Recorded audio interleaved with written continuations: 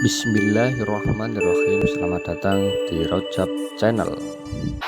Pada Habibana Jindan, Gus Baha dan semuanya, langsung saja mengikuti daripada apa yang disampaikan Gus Baha, yaitu gerakan cangkem elek.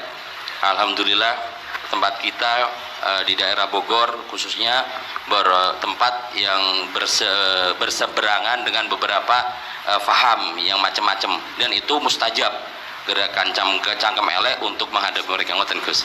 Terus kula ya nyuwun ijazah terus mewakili sedaya, dan yang ingkang kami kalih mumpung teng mriki kan ingkang didhawuhaken Gus Baha fasilitas dinggo fasilitas nyuwun fasilitas ijazah ngrungokke tafsir Jalalain ingkang teng YouTube. Terus nyuwun ijazah ingkang kathah niki. Ambil jasa yang banyak, fasilitas dari apa yang jadi tadi disebutkan beliau, fasilitas, masyhad dan semuanya. Jadi kita memiliki cara fikir yang enteng, yang enak. Dan mumpung wonten ijazahipun, kula suwun ngoten Gus Baha. Ngoten cekap semanten. Assalamualaikum warahmatullahi wabarakatuh.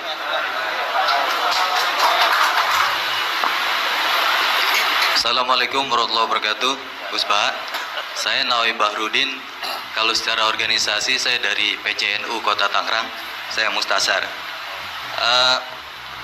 Bersyukur sekali saya bisa berjumpa dengan Gus Baha dan Habib Jindan, yang beliau ini keduanya adalah idola saya.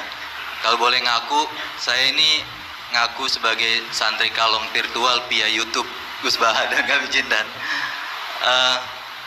Jadi sejak kecil saya ini dididik secara tradisi tasawuf yang agak tersangat keras begitu ya.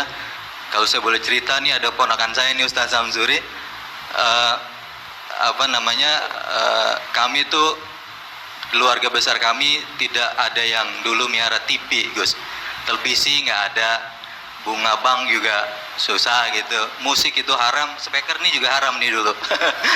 Nah, perkembangannya kemudian sampai semakin besar, ada idola-idola kami yang agak keras begitu melontarkan kritik kepada pemerintah, yang kemudian itu membuat saya galau gitu ya. Kenapa ulama-ulama kita bersikap terhadap pemerintah keras memberikan kritik? Nah, saya menemukan jawaban bertemu dengan Habib Jindan via YouTube tentunya dulu ya, walaupun saya kebetulan pernah juga silaturahim. Kemudian juga dengan Gus Baha, ini ada perspektif yang berbeda gitu ya, antara relasi ulama dengan umaro. Pendekatannya itu tidak yang kritik, yang bukan sekedar kritik tapi adalah menghujat. Nah, ini saya temukan formula yang sangat menjawab kebutuhan saya pribadi, sehingga istri saya ini udah mulai cemburu sama Gus Baha karena saya terlalu sering nonton YouTube Gus Baha. Gitu. Nah, yang kedua soal sanad ya. Salah satu bukti saya pernah dengar cerita Gus Baha, agama itu adalah bir riwayah, oleh karena itu perlu sanad.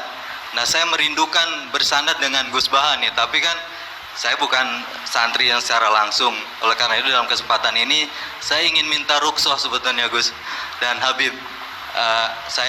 Kami ini kalau boleh mewakili diakui sebagai murid Gus Baha, bisa bersanad walaupun dalam pertemuan tatap mukanya saat ini aja baru. Mudah-mudahan ke depan bisa dilanjutkan. Terima kasih Gus. Assalamualaikum warahmatullahi wabarakatuh. Nggak apa-apa Ustaz, sahabat aja sekali ketemu Nabi langsung jadi sahabat kok. Baik, Gus Baha barangkali duluan. Kiai Abdurrahman Sahal, Kiai Ustaz Nawawi. Gus yang bagian ngeleng-ngeleng. Iya, apa saya Gus? Iya. Begini ya, masalah cangkem elek tadi ya. Bakat tuh sampean? Sudah, alhamdulillah sudah bakat. Karena kalau lewat Habib Jindan tidak pantas, beliau biar sempurna saja, tidak usah sanad itu. Jadi begini, dulu ketika Sulhul Hudaybiyah, itu kan umat Islam sedikit sekali, terus dipaksa untuk pulang dari Mekah, tidak boleh umroh. Terus sahabat berkomitmen berani mati bela-belain Rasulullah SAW. Ketika berani mati ini digojlok sama orang musyrik. Jangan-jangan setelah kami perang betul, kamu meninggalkan Muhammad. Ini omongannya orang musyrik. Abu Bakar, itu semua ulama tahu kalimat itu, cuma tidak usah diterjemah. Umsus bidrollat katanya. Itu adalah Abu Bakar yang ngertikan itu. Karena memang ekstrim. Terus kedua, ada orang Bedui itu ngukur seorang nabi itu dengan hal-hal yang kurang baik. Misalnya begini, ya Muhammad, kamu ngeklaim tahu berita langit, coba unta saya yang hilang itu di mana? Katanya tahu berita langit, sekarang tahu nggak unta saya hilang itu di mana? Mobil saya di mana? Begitu juga ketika untanya hamil, gunting itu tanya, Muhammad, kalau kamu nabi katanya tahu berita langit, kamu tahu isinya yang di unta saya ini? Itu ada sahabat yang saking nggak kuatnya demi bela nabi itu, udah kalau tanya gitu tanya saya terus si tadi orang tadi dibilangin sahabat, nazauta 'alaiha fakanat minha sakhlah. Jadi intinya ini Habib Jintan biar senyum-senyum aja. Jadi intinya kadang ad-difa sama orang-orang gitu mau udah mau gak ada pilihan itu. Kalau yang ma'ruf di Quran ya uffil lakum wa lima ta'buduna min dunillah. Jadi ketika Nabi Ibrahim, ini sering saya patah-patah supaya tidak paham semua karena ini sanad kurang baik. Tapi kebutuhan gitu. Biasanya yang minta itu yang jenisnya ya seperti ini yang sudah cangkem elek cuma butuh legitimasi gitu. Jadi dia butuh nggak tanggung jawab, dilimpahkan ke saya. Kalau saya kalaupun salah kafaro saya banyak. Saya kan ngapalin Quran. Kalau orang itu hafal Quran, inna wa ta'ala la yu'adzibu qalban wa al Quran. Kalau kamu sekali salah, adabnya banyak. Kalau saya punya penawar banyak itu. Jadi faja'alahum judadan tadi. Siapa yang memecahi berhala ini? Kata Ibrahim, yang bawa kapak. Kenapa mecahin? Mungkin sentimen dia ingin disembah sendiri katanya. Tanya yang bawa kapak. Kata orang-orang kafir, kamu kan tahu berhala itu tidak bisa ngomong, masa disuruh nanya gitu. Otak kamu di mana? Nggak bisa ngomong, nggak disuruh nanya. Otak kamu di mana? Terus Ibrahim balik. Ya balik ngendikan, balik mengatakan uffil lakum. Otak kamu lalu di mana? Kayak ditanya aja tidak bisa jawab kok kamu sembah. Jadi di beberapa kesempatan sahabat belain Nabi sampai gitu. Jadi banyak orang Bedui, orang-orang kurang peradaban, karena Nabi itu memang nyatanya mendapat berita dari langit. Mereka terus itu dijadikan alasan. Unta saya hilang di mana Muhammad? Ini di mana? Unta saya ini hamil itu bentuknya kayak apa? Katanya kamu tahu berita langit. Masa gini aja enggak tahu? Ya terus tadi. Saya enggak tahu, sahabatnya mungkin kayak jenengan enggak tahu saya. Terus dia ambil, udah tanya saya aja. Nazauta 'alaiha fakanat minka minha sakhlak. Nazauta itu sudah paling anaknya ya, kayak kamu lah, kamu yang nazauta 'alaiha, ada usah diterjemah nazauta 'alaiha itu. Tapi potongan-potongan gini tahu kira nazauta 'alaiha itu kayak. Artinya ya memang dalam banyak hal memang nggak bisa dihindari hal-hal seperti itu. Ya tapi tentu yang suasananya ilmiah bukan hadzun nafsi ya, suasananya yang ilmiah bukan apa? Hadun nafsi. Karena kadang-kadang memang mau tidak mau kayak ya tadi orang-orang yang menghujat Nabi, orang-orang yang apa itu. Kadang-kadang paling efektif itu ya jawab seperti itu. Ya, jawab seperti itu. Itu sudah berapa tadi? 3 kan? Nah, itu bukti bahwa kadang-kadang itu nggak ada pilihan dalam menjelaskan. Ya, nggak ada pilihan dalam menjelaskan. Ya, maksudnya seperti itu. Tapi tidak tahu saja. Daripada anggawah bibitan kan kasihan, saya aja yang jawab. Nah, terus tadi yang Jalalain rutin sanad saya memang sebetulnya kalau saya boleh milih di mana-mana sanad tuh ngajinya utuh. Saya dulu ngaji Mbah Mun itu mulai Jamul Jawame, Fathul Wahab banyak.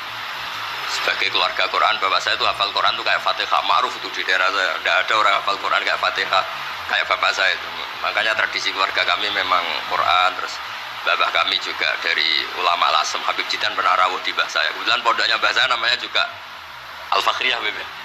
Jadi karena kalau konstruksinya tidak khatam seperti ini namanya ijazah amma. Ijazah amma ya cukup lah buat rame-rame. Tapi secara keilmuan itu masalah karena konstruksinya belum selesai. Makanya tadi saya senang Habib Jitan ketika cerita ada orang ngajar lumak.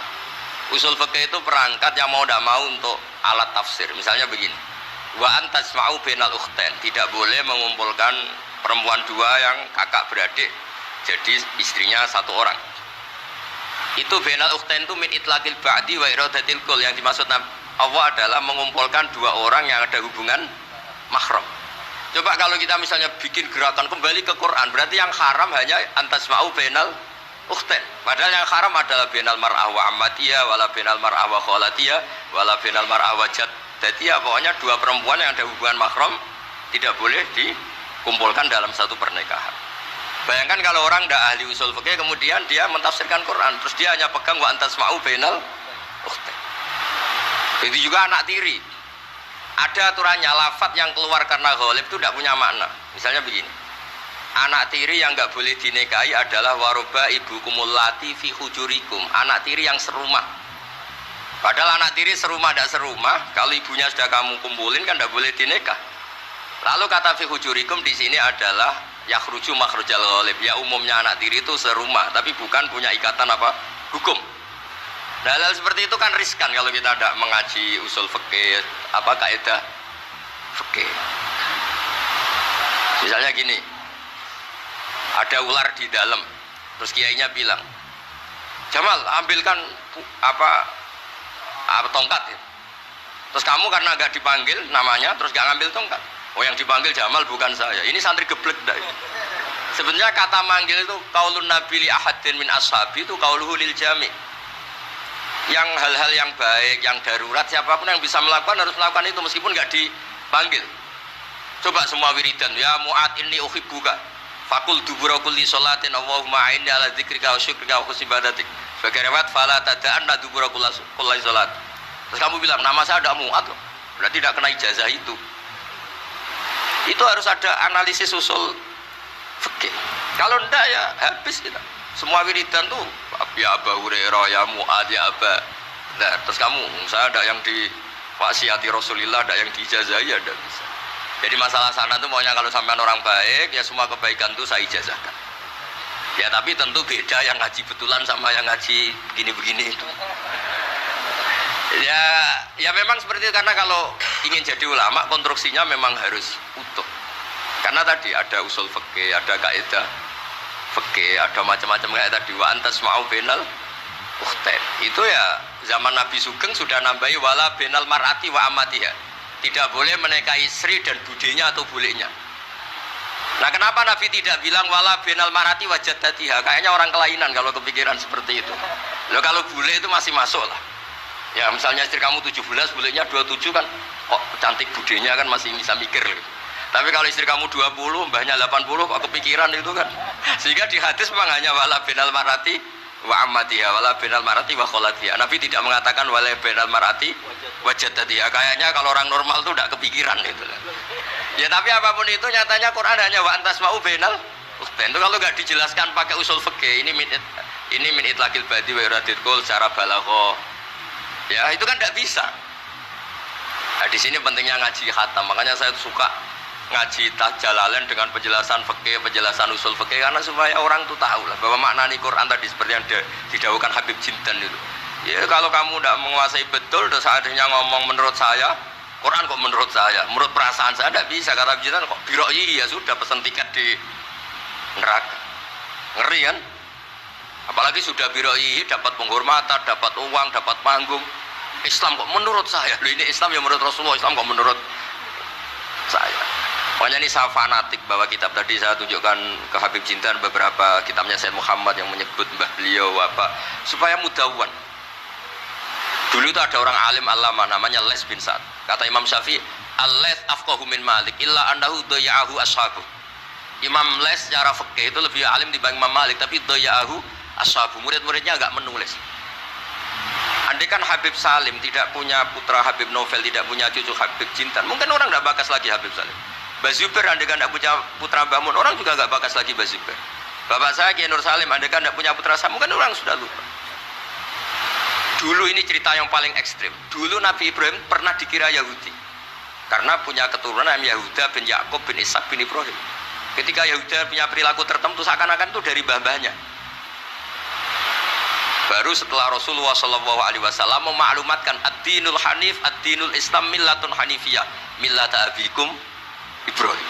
Baru terpulihkan nama Ibrahim. Makanya kalau dalam nasihat Arab itu kama takarrama bi Muhammadin Adnan. Dulu orang tuh nggak tahu Adnan itu siapa, Kusa itu siapa, Kilab itu siapa. Gara-gara punya cucu yang bernama Rasulullah Muhammad SAW, Sayyidul Khalqi, orang nyari-nyari Abdul itu siapa, Abdul Muthalib itu siapa, Hashim itu siapa. Akhirnya diketahui Said Abdul itu orang yang ganteng, perilakunya baik. Abdul Muthalib itu orang yang pertama sering makan-makan, ngasih makan orang haji gini-gini. Dikatakan Syaibatul Hamdi karena terus orang ini dikatakan wasumi afisul bin Nabi sallallahu alaihi wasallam dzakara wa ta'ala walabba. Ini dikatakan kusailita qasifi bila dikodoatal qasiya. Terus dikatakan kilab likas roti takalubi fil ardi karena orangnya aktif, sering berjuang di mana-mana. Terus jadi makanya kalau jenengan punya anak, punya cucu, doakan jadi orang baik. Karena status Anda ini tertera cucu-cucu Anda. Lho nggih misalnya bapaknya sampean alim terus putune nak domino di situ, mabuk-mabuk di situ. Itu disatakan makam keramat apa tempat mabuk. Nah, makanya dzurriyyah ini penting. Makanya ketika Allah memberi hadiah pada Rasulullah Muhammad SAW kepada semua nabi, itu disebut wa ja'alna dzurriyyatahu humul baqin. Ketika dikatakan kalimat tauhid juga wa ja'alaha kalimatam baqiyatan fi aqibi. Makanya ukuran orang baik itu ya anaknya, cucunya, apa-apanya. Karena ini yang meneruskan status kita. Ya jelas ya. Itu kalau Anda ini ngaji khatam, konstruksi itu tahu. Tapi kalau udah khatam, ya hanya modal qabilna terus. Ya tapi ya gak apa-apa daripada sama sekali. Malah yudroku kullu, la yudroku kullu. Nggih, kersane disambung Habib Jidra. Mau kersane kula ikut dengar itu ya. Yang kemelek ada usah Beb, satu aja Beb. Jenengan enggak patut yang itu yang sanad saja. Mboten sampun. Mboten sampun. Yang sanad ada sanad ijazah apa? كما إن صحت لنا الإجازة كما أجازنا سيد الوالد الحبيب نوفل بن سالم بن أحمد بن جندان عن والده الحبيب سالم بن أحمد بن جندان عن شيوخه جميعا وعن الوالد الحبيب نوفل عن جد الحبيب علي بن عبد الرحمن الحبشي وكذلك كما أجازنا الجد الحبيب محمد بن علي بن عبد الرحمن عن والده الحبيب علي بن عبد الرحمن الحبشي وكما أجازنا شيخنا ومربينا الإمام الحبيب عمر بن محمد بن سالم بن حفيظ عن شيوخه وكما أجازنا شيخنا الحبيب علي المشهور بن محمد بن سالم بن حفيظ وشيخنا السيد محمد بن علي بن عباس المالكي والحبيب عبد القادر بن أحمد السقاف والحبيب أبي بكر بن علي بن أبي بكر بن علي بن عبد الرحمن المشهور والحبيب زين بن إبراهيم والحبيب سالم بن عبد الله بن عمر الشاطري وأخيه الحبيب حسن جميع مشايخنا فبأسانيدهم إن صحت لنا الإجازة أجزناكم في تعلم والتعليم تذكر التذكير في الدعوة إلى الله تعالى وفي أذكار سادة بني علوي وفي كل ما يقربكم إلى الله إن صحت لنا الإجازة أجازناكم بذلك.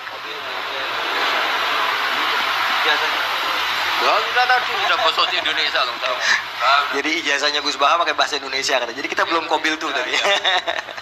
Insyaallah ya, insyaallah. Ada al-idnu bima'na al-ijazah, insyaallah. Jadi sudah diizinkan yaitu ijazah cangkem elek tadi dengan ijazahnya pengajian beliau lewat medsos, insyaallah bil izin ya, karena kalau kita mengaji kitab itu tidak perlu ijazah lagi sebetulnya kalau udah qiraatan ala syekh bimana idnu wa ijazatuhu insyaallah.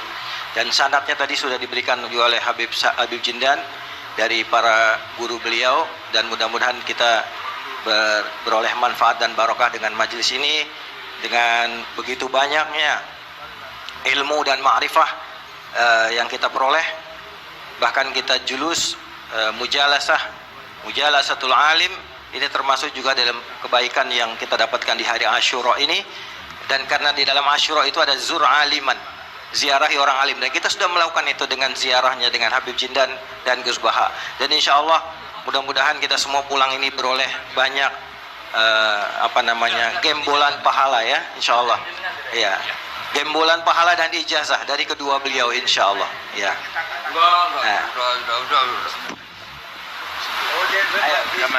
Ya, ajazakum kama ajazalana syekhuna wa syekhu syekhina Maimun Zubair wa aslafu ila Rasulillah sallallahu alaihi wasallam.